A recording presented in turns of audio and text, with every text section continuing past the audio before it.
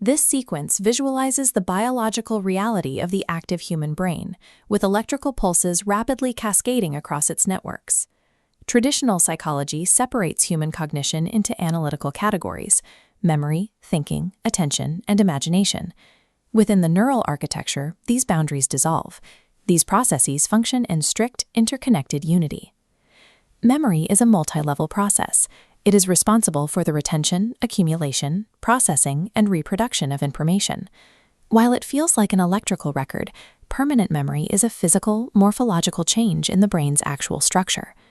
To map how this works, we will track information as it moves from transient electrical buffers into its final state, the permanent structural engram.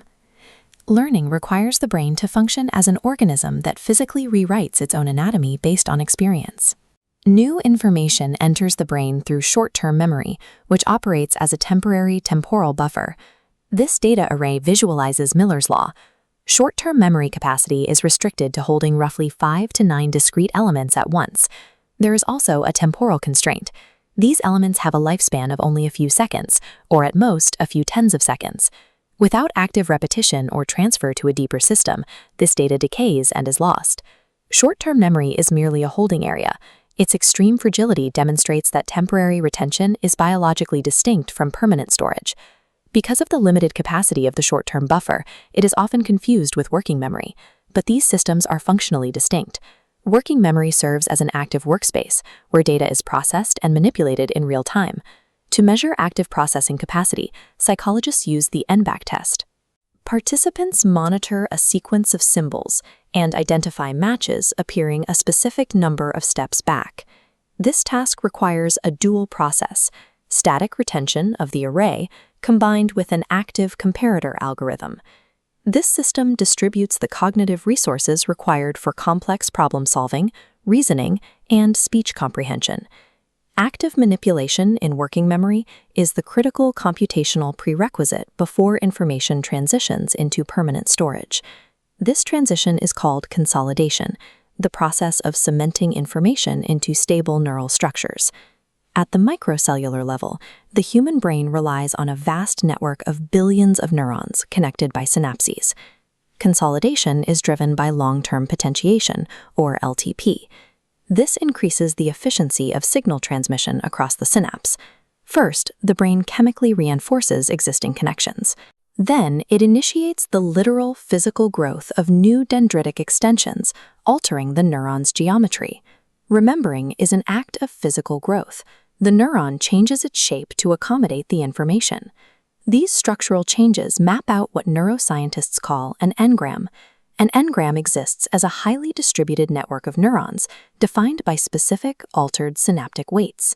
Cognitive capacity is dictated by the organization of neural connections, rather than the raw number of neurons. Long-term memory is architectural. It is the physical rewiring of the brain's hardware. While we can see dendritic growth microscopically, we must ask if these changes result in measurable differences in the whole brain. This photograph shows the subject of a landmark 2000 study by E. Maguire and colleagues, the London taxi drivers. These drivers undergo years of training to memorize thousands of complex spatial routes throughout the city. The study revealed that this intensive spatial training was accompanied by a measurable volumetric increase in the hippocampus. The hippocampus is the brain structure responsible for spatial memory and navigation. Although neuron count is largely stable in adults, limited neurogenesis persists in the hippocampus to support this exact form of plasticity. Intensive learning, physically expanding the adult hippocampus, confirms that memory is fundamentally a morphological process. Because memory involves structural changes, different data types require specialized neural architectures.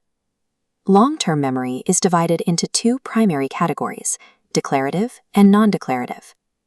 Declarative memory involves conscious recall and is split into semantic knowledge and episodic personal experiences. Declarative memory relies on the hippocampus and the prefrontal cortex.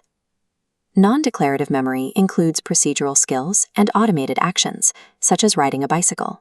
These automated skills are managed by the basal ganglia and the cerebellum.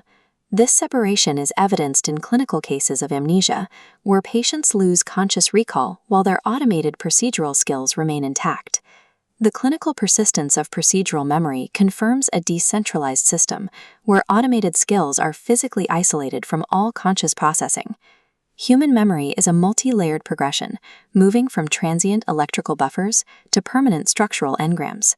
This process is made possible by neuroplasticity, the brain's ability to alter its own structure based on experience. Understanding these biological constraints is essential for cognitive psychology and neuroscience. Educational strategies must account for the specific capacities of working memory and the active reinforcement required for physical consolidation. Cognitive ability is not a fixed trait, it is a continuously evolving architecture reliant on the organization of neural connections.